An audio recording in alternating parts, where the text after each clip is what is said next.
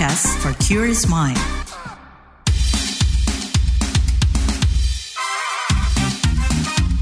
What's Trending KBR Pagi, siaran pagi radio paling update. Kamu mendengarkan What's Trending edisi khusus yang hadir setiap Jumat, saya Leo Baneza. Obrolan kita hari ini menjanjikan pekerjaan. Debat terakhir calon Presiden RI 2024 usai digelar minggu lalu. Tema yang diusung adalah kesejahteraan sosial, kebudayaan, pendidikan, teknologi informasi, kesehatan, ketenagakerjaan, sumber daya manusia, dan inklusi. Sayangnya, kesempatan debat lalu tak bisa dimaksimalkan untuk membahas semua topik secara lebih mendalam, terlebih soal ketenagakerjaan. Padahal isu penyediaan lapangan kerja inilah yang ditunggu-tunggu pemilih. Hasil survei dari Lembaga Survei dan Polling Indonesia SPIN menunjukkan bahwa isu lapangan pekerjaan menjadi perhatian bagi generasi Z dan milenial pada pemilu 2024. Kata Direktur SPIN, Igor Dirgantara, isu-isu mengenai lapangan pekerjaan merupakan salah satu isu yang diinginkan oleh generasi Z dan milenial dari calon presiden 2024. Ada sebesar 84,1% responden yang berasal dari Gen Z dan milenial berharap calon presiden 2024 lebih melibatkan generasi muda dalam pembangunan bangsa, utamanya dalam penciptaan lapangan kerja sesuai dengan generasi mereka. Menurut Igor, mungkin karena mereka memikirkan tentang masa depan dan lain sebagainya. Oleh karena itu, kata dia, penting bagi para calon presiden selanjutnya untuk membahas mengenai isu lapangan pekerjaan dan mereka mengharapkan Capres 2024 yang bisa menjamin masa depan mereka.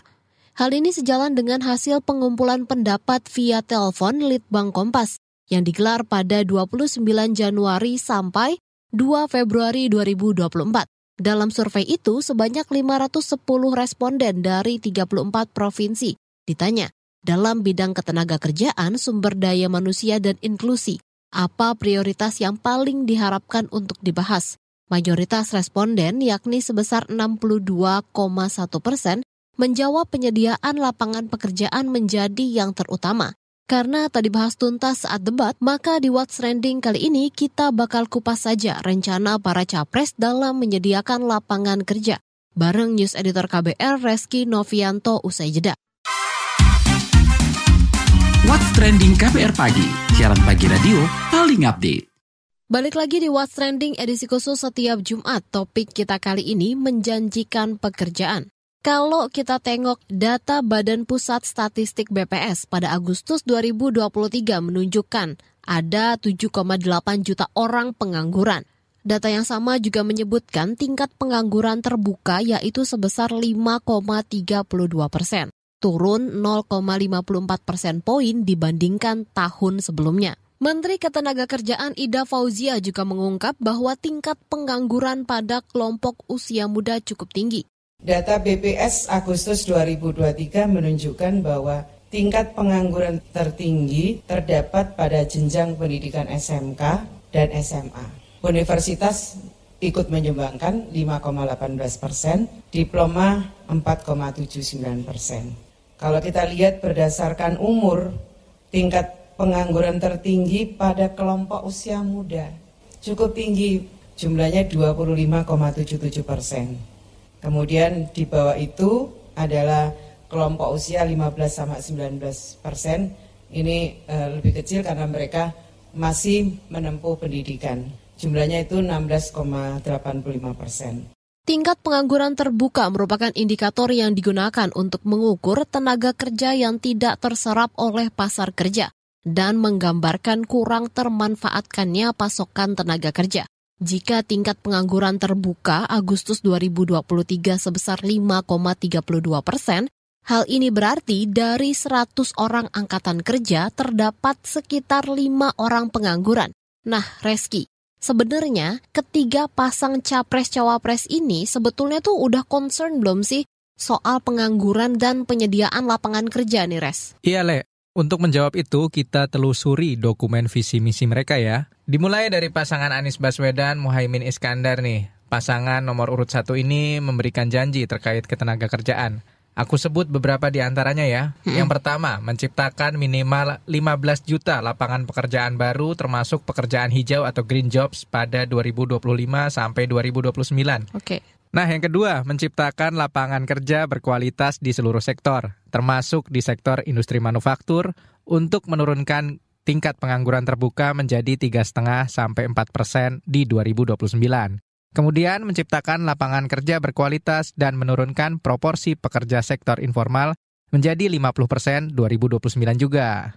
Kemudian membangun ekosistem kewirausahaan nasional yang mampu melahirkan berbagai usaha rintisan nih dan pengusaha muda di berbagai bidang, khususnya di sektor industri kreatif. Oke. Terus berikutnya memberikan dukungan permodalan bagi wirausahawan muda untuk menekan tingkat pengangguran terbuka. Oke Reski, itu kan tadi pasangan nomor urut 1 Anies Baswedan dan Muhaimin Iskandar. Kalau pasangan nomor urut 2 Prabowo Subianto dan Gibran Rakabuming Raka, mereka janjinya apa nih? Nah, untuk pasangan Prabowo Subianto Gibran Rakabuming Raka, mereka nih berjanji yang pertama mendorong perusahaan untuk menempatkan angkatan kerja berusia 18 sampai 24 tahun sebagai karyawan tetap lewat subsidi premi asuransi buat pekerja selama 12 bulan. Kemudian memberikan bantuan dan insentif untuk membuka usaha melalui gerakan ekonomi kerakyatan dengan membangun pusat kewirausahaan di tingkat kabupaten buat memperkuat produk-produk UMKM lokal. Terus yang ketiga, mendorong digitalisasi UMKM sebagai salah satu jalan utama dalam memperkuat perekonomian Indonesia dan juga menghasilkan manfaat sosioekonomi yang lebih luas bagi komunitas dan masyarakat. Terus, meluncurkan kartu usaha startup untuk pengembangan bisnis baru berbasis teknologi dan inovasi. Kemudian, mendorong pertumbuhan usaha rintisan berbasis inovasi digital buat membuka lapangan pekerjaan baru bagi masyarakat. Tujuannya untuk membangun industri berbasis digital yang berorientasi global, yang nantinya bisa dicapai dengan memberikan insentif dan modal kepada para pelakunya, termasuk juga di dalamnya memberikan jaminan dan kepastian hukum atas inovasi-inovasi yang dihasilkan nih Lea. Oke, berarti lanjut ke pasangan nomor 3 Ganjar Pranowo dan Mahfud MD. Nah, apa nih yang dijanjikan Reski? Nah, untuk pasangan nomor urut 3, Ganjar Pranowo Mahfud MD, mereka menjanjikan yang pertama, cepat kerja, 17 juta lapangan pekerjaan baru, buat memastikan penyerapan angkatan kerja baru di setiap tahun, dan ngurangin jumlah pengangguran hingga mencapai tingkat penyerapan tenaga kerja yang optimal. Tujuannya agar semua rakyat cepat dapat kerja. Yang kedua, mudah berusaha. Tujuannya menciptakan lingkungan usaha yang mendukung pertumbuhan usaha ultramikro dan UMKM, serta usaha-usaha yang mampu naik kelas secara konsisten.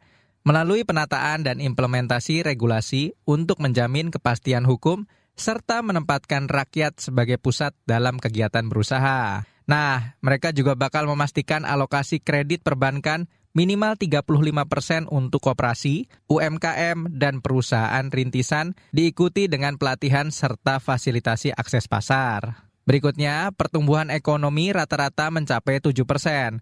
Nah, mereka punya strategi untuk keluar dari middle income trap secara inklusif dengan meningkatkan peran koperasi dan UMKM, dukungan usaha baru di seluruh wilayah Indonesia, pemanfaatan infrastruktur, terus ekonomi digital, pengelolaan ekonomi hijau biru, serta pertumbuhan industri manufaktur di 7,5 sampai 8%. Selain itu, ada juga optimalisasi kawasan ekonomi khusus untuk mempercepat industrialisasi dan investasi. Terus ada juga optimalisasi kawasan ekonomi khusus untuk mempercepat industrialisasi dan investasi.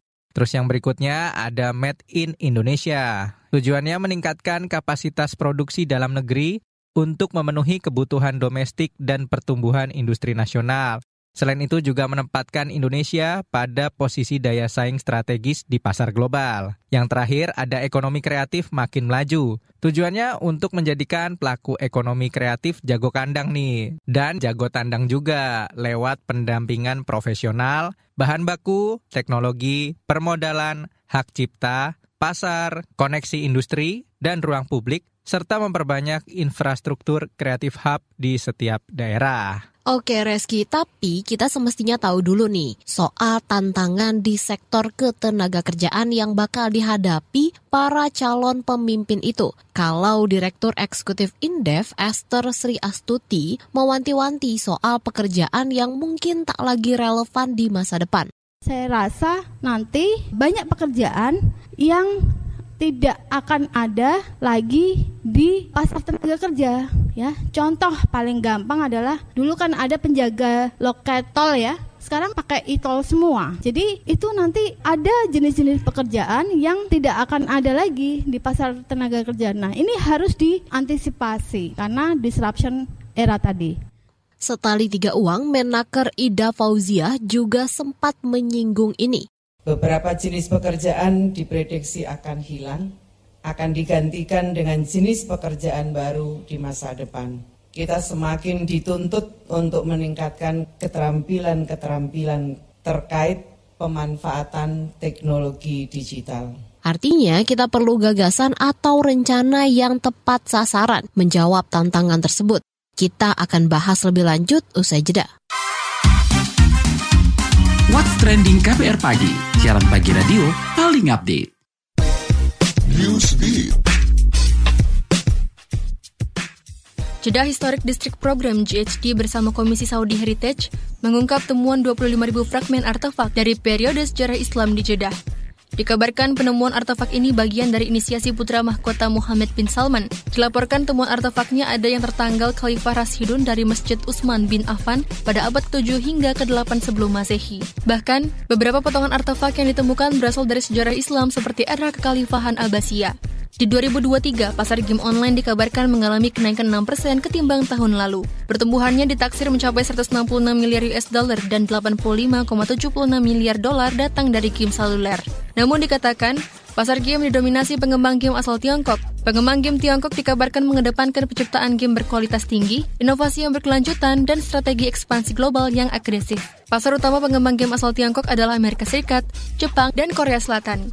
Aktor asal Amerika Serikat, Brad Pitt, dikonfirmasi bakal membintangi film bertajuk The Movie Critic. Film ini disutradarai Quentin Tarantino dan dikabarkan The Movie Critic akan menjadi karya terakhirnya. Quentin Tarantino adalah seorang sutradara yang terkenal dengan gaya penyutradaraannya yang berbeda dan alur cerita non-liner.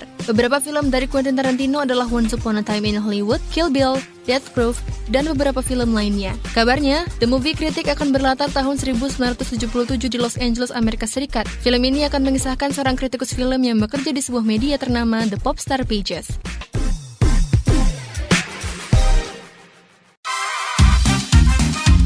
What's Trending KBR Pagi, siaran pagi radio paling update. Balik lagi di What's Trending edisi khusus setiap Jumat, topik kita kali ini menjanjikan pekerjaan. Reski, berkaca dari visi misi ketiga capres-cawapres yang tadi kamu sebutin gitu ya, bagaimana sih mereka akan menjawab tantangan dunia kerja ke depannya? Ada nggak nih catatan soal gagasan-gagasan yang mereka tawarkan tadi? Iya Lea, tadi kita juga sempat wawancara nih ya, pakar ketenagakerjaan yang kemarin jadi salah satu panelis dalam debat capres terakhir, yaitu Sekjen Organisasi Pekerja Seluruh Indonesia atau OPSI Timbul Siregar. Dia punya catatan terkait rencana ketiga capres terkait pembukaan lapangan pekerjaan. Memang kalau kita lihat capres-cawapres kita visi misinya ya, itu kan mendorong pembukaan lapangan kerja 15 sampai 19 juta, tuh ada 15 sampai 17, ada 17 sampai 19. Jadi kira-kira pembukaan lapangan kerja yang ditawarkan 1, 2, dan 3 itu pembukaan lapangan kerja yang sedemikian besar itu ya. Nah tentunya memang persoalan ketenagakerjaan kita kan adalah pembukaan lapangan kerja. Karena Undang-Undang Cipta Kerja itu kan menjanjikan mengatasi defisit angkatan kerja. Di mana angkatan kerja setiap tahun tumbuh lebih besar daripada pembukaan lapangan kerja formal. Nah jadi kalau dijanjikan oleh mereka bertiga, 17, kira-kira 15 sampai 19 jutaan itu, pertanyaannya adalah itu untuk 5 tahun atau untuk setahun. Kalau yang saya lihat sih, kalau 15 sampai 17 itu 19 itu setahun, itu kemungkinan nggak mungkin lah gitu ya. Artinya pertumbuhan pembukaan lapangan kerja paling yang formal itu sekitar 1,5 sampai 2 juta lah. Kalau yang kita lihat dari 2021, 22 itu kan sekitar 1,4 juta lah kira-kira gitu. Nah, tetap terjadi defisit angkatan kerja, di mana angkatan kerja yang tumbuh 3,5 juta itu larinya ke sektor informal.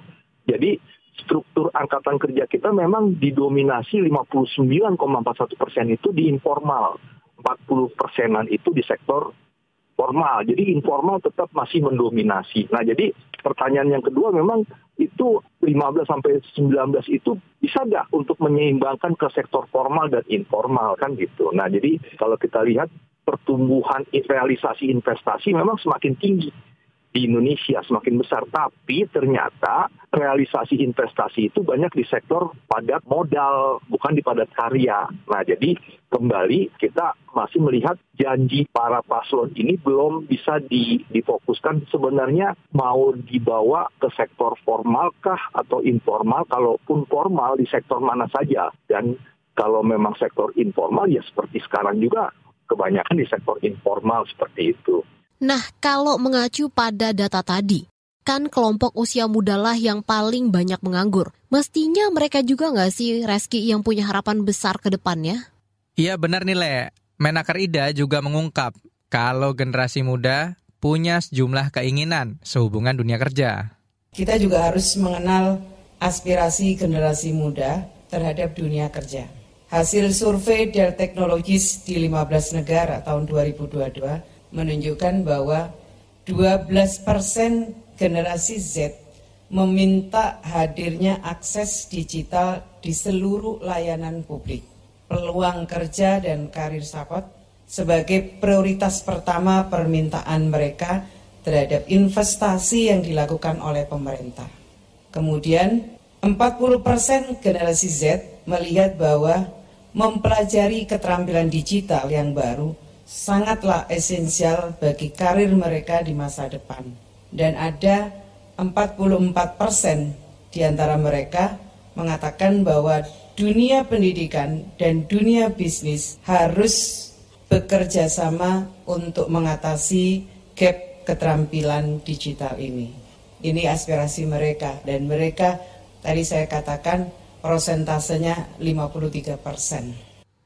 Nah, ngomong-ngomong soal lapangan pekerjaan, kita juga mesti bicara nih, Reski, soal sinergi pendidikan dan dunia kerja nih, yang juga disinggung sama Menaker Ida itu. Untuk saat ini sudah berjalan nggak atau masih perlu dioptimalisasi gitu? Nah, Lea, buat menjawab itu, Sekjen Organisasi Pekerja Seluruh Indonesia atau OPSI Timbul Siregar mendukung adanya internship atau sistem magang di perusahaan-perusahaan di Indonesia. Jadi memang tentunya betul pendidikan pelatihan ini kan satu rumpun yang memang juga harus didukung ya. Nah, tentunya dalam proses pelatihan ini juga kita juga harus mendukung misalnya bagaimana magang. Pemagangan ini juga bagian yang sangat strategis untuk bisa memperkenalkan pekerja dengan kemajuan teknologinya, dengan lingkungan kerjanya, sehingga ketika mereka mengerti pada saat pemagangan, mereka bisa menjadi sarana untuk direkrut langsung gitu ya. Nah, berikan insentif kepada perusahaan-perusahaan yang memang mau membuka pemagangan gitu, sehingga mereka industri-industri ini langsung bisa merekrut gitu ya. Nah, jadi kembali persoalannya kan adalah bahwa antara dunia usaha, dunia industri ya dengan pendidikan pelatihan ini juga tidak bisa terpisahkan. Nah, demikian juga sebenarnya kita harus bisa menjawab, mendapatkan masukan dari dunia usaha ke depannya itu apa sih yang dibutuhkan gitu. Supaya kita bisa sediakan lapangan kerja, skill yang bisa akhirnya mereka datang, kita siap. Karena dunia usaha kan nggak mau lagi melatih lagi, bla-bla-bla lagi. Mereka datang langsung operasional, kita harus siap. Nah, jadi memang harus ada sinergi. Pelatihan, pendidikan ini kan dunia usaha kan memang lebih banyak kementerian lembaga yang terlibat. Nah, ini yang memang perlu sinkronisasi, tidak lagi ego sektoral. Sekarang terjadi kan kementerian ini punya pelatihannya sendiri, ini pelatihannya sendiri yang akhirnya tidak sinkron, sehingga juga akhirnya menciptakan kondisi saat ini. Ya, dunia usaha, dunia industri belum tentu juga bisa terpenuhi gitu ya. Demikian juga misalnya UMKM juga skillnya bagaimana dia memiliki akses pelatihan, ya kan, akses modal, akses pasar dan sebagainya. Nah, ini juga dari sisi pelatihan juga mereka bisa ditingkatkan bagaimana mengelola keuangannya, mengelola produk-produknya, keterampilannya, dan sebagainya. Misalnya produk-produk ini pelatihannya bagaimana untuk ditingkatkan. Nah ini semuanya menurut saya sangat butuhkan ya. Dan ini yang menjadi harapan kita semua, lapangan kerja berbasiskan digitalisasi dengan kemampuan SDM yang bisa memenuhi seluruh kebutuhan industri tersebut. Dan di sektor UMKM, jangan lupa bahwa penyandang disabilitas juga, pekerja migran kita juga menjadi bagian yang harus sangat diperhatikan gitu ya. Kalaupun ada regulasinya, pasti berikan. Jadi tidak sekedar hanya di atas kertas. Lalu tadi kan disebut perlu keterampilan digital di masa kini dan ke depannya. Nah, apakah PR pemimpin ke depannya, Reski? Seperti mungkin soal peningkatan skill tadi perlu? Iya Lea, tadi juga kita sempat tanyakan itu kepada pakar tenaga kerja Timbul Siregar. Ini pandangan dia. Kalau menurut saya sekarang ini kan masih terpecah-pecah. Ada kartu prakerja, ada yang di kementerian, ada juga di manfaat jaminan sosial. Saya berkali-kali bilang kita bisa melebur semuanya sehingga menjadi badan pelatihan vokasional nasional gitu ya. Vokasional nasional itu yang memang akhirnya bagaimana mendesain pelatihan-pelatihan yang memang dibutuhkan dunia usaha, dunia industri. Nah, jadi dari sisi kelembagaannya. Nah, kalau kita kan sekarang masih terpecah-pecah. Mengerjakan di sini sendiri, kartu prakerja di sini sendiri. Nah, ini yang harus disatukan. Dan kedua, harus juga didukung oleh anggaran. Nah, makanya waktu itu kan ada usulan seperti bagaimana 20% anggaran APBN ini untuk pendidikan. Itu bisa dialokasikan juga mendukung alokasi untuk pelatihan vokasional. Misalnya dikasih dari sekian banyak itu 50 triliun gitu ya. Bagaimana akhirnya pekerja-pekerja kita tuh bisa memenuhi kebutuhan dunia usaha, dunia industri. Apa kebutuhan industri? Misalnya mengoperasionalkan mesin ini karena dengan ini bisa membuat sepatu lebih mudah, lebih cepat, lebih fleksibel sebagainya. Ya udah suruh ajarin gitu. Nah ini tentang mesinnya bagaimana dipelajarin sehingga ketika ada industri yang mau masuk, kita sudah siap dengan kemajuan digitalisasi teknologi, kita siap SDM-nya. Bagaimana misalnya tadi industri kemaritiman kita, bagaimana ada kapal dari luar, misalnya ada industri perikanan, bagaimana dari sisi menangkap sampai mengemas sampai menjual itu sudah menjadi satu kesatuan skill yang memang dimiliki, sehingga nilai tambah kita lebih besar di industri perikanan kita. Itu banyak hal menurut saya ya yang memang tentunya didasari pada SDM yang berkualitas. Jadi ada dukungan kelembagaan, dukungan anggaran ya, dukungan dari semua stakeholder untuk mendukung SDM kita ini gitu ya. Bagaimana perencanaannya sampai evaluasinya nanti. Oke Reski, sekarang pertanyaannya buat para pendengar kita, sebagai calon pemilih, kalian yakin nggak dengan rencana para capres menyelesaikan masalah pengangguran dan menciptakan lapangan kerja yang tepat di masa depan? Silahkan ketik di kolom komentar yang tersedia di platform mendengarkan podcast kesayangan kamu. What's Trending hadir di KBR Prime, Spotify, dan Noise. What's Trending KBR Pagi, siaran pagi radio paling update.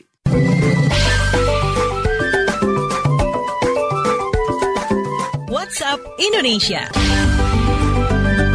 WhatsApp Indonesia kita mulai dari Jakarta. Perkumpulan Jaringan Kebebasan Berekspresi Asia Tenggara SafeNet mencatat selama 2023, kasus kekerasan berbasis gender online atau KBGO meningkat dibanding tahun sebelumnya. Koordinator Penyusunan Laporan Situasi SafeNet Anton Muhajir mengatakan, jumlah aduan KBGO di 2023 mencapai 1.052. Jumlah ini meningkat 50% dibanding tahun sebelumnya yang berjumlah 698 aduan. Jumlah pelapor paling banyak berusia 18 hingga 25 tahun mencapai 53%. Disusul anak usia 12 hingga 17 tahun dengan jumlah 21% dari total aduan. SafeNet mencatat bentuk kekerasan berbasis gender online paling banyak berupa penyalahgunaan konten intim, penyebaran konten intim tanpa izin, dan pemerasan seksual atau sekstorsi. Menurut Anton Muhajir, dampak dari KBGO berpotensi sampai aksi bunuh diri seperti yang dilakukan murid SMA di Timur Tengah Utara, Nusa Tenggara Timur. Masih dari Jakarta, Pakar Hukum Tata Negara dari Universitas Gadjah Mada Zainal Arifin Mohtar mendorong revisi 3 peraturan perundang-undangan untuk menciptakan iklim demokrasi dan pemilu yang lebih baik. Sebab, ia menilai jalannya pemilu 2024 penuh unsur kepentingan yang merusak demokrasi. Mulai dari undang-undang mengenai kepemiluan, kedua undang-undang ASN, dan ketiga undang-undang lembaga kepresidenan. Zainal Arifin Mohtar menambahkan cawe-cawe Presiden Jokowi dalam pemilu 2024 juga membuat dinamika politik semakin panas, sehingga menimbulkan gelombang protes baik dari sivitas akademika hingga koalisi masyarakat sipil. Terakhir ke kabar pangan jelang Ramadan. Menteri Perdagangan Mendag Zulkifli Hasan memastikan persediaan bahan pokok khususnya beras aman jelang Ramadan 144 Hijriah. Melansir Antara News, Zulkifli mengatakan Bulog sudah mengimpor 2 juta ton beras pada 2023 dan 2 ton lainnya di 2024. Impor beras dianggap sebagai salah satu solusi mengamankan persediaan beras dalam negeri. Saat ini, kata Mendag Zulkifli, yang terpenting bagi pemerintah adalah mengamankan persediaan beras di tengah peningkatan harga bahan pokok. Di samping itu, pemerintahan Jokowi juga bakal meningkatkan cadangan pangan pemerintah CPP yang terdiri dari 11 komoditas bahan seperti beras, jagung, kedelai, bawang, cabai, daging unggas, telur, daging ruminansia, gula, ikan, dan minyak goreng. Demikian WhatsApp Indonesia hari ini. Demikian What's Trending edisi Jumat, saya Lea Baneza dan News Editor Reski Novianto pamit. Sampai jumpa pekan depan.